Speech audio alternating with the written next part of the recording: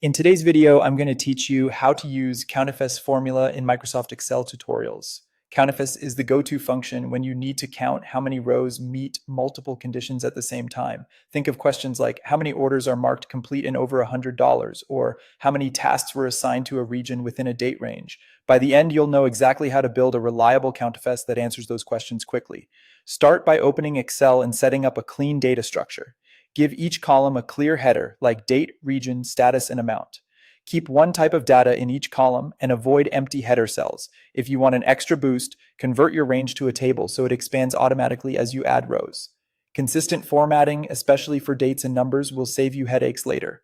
Click the cell where you want your result to appear. This keeps your formula separate from your raw data and makes it easy to reference later. Now begin typing the function Use COUNTIFS.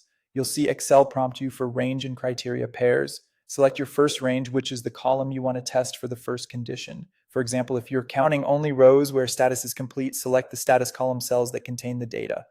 Tip: lock the range with absolute references if you plan to copy the formula.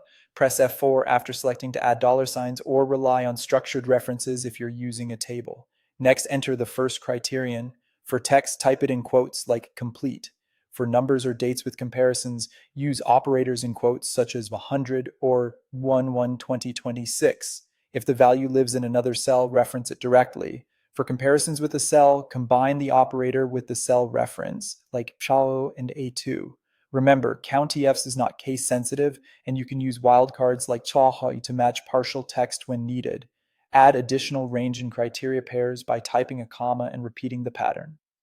Every range you specify must be the same size and shape. Mismatched ranges are a common cause of errors. This is how you layer conditions like region equals a specific value and date within a start and end date by adding two date criteria with the same date column.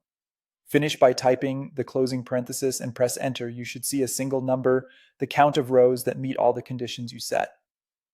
If something looks off, check that your ranges align your criteria, use the right quotes or operators, and your data types are consistent. Once it's working, you can copy or adjust the formula as your analysis evolves.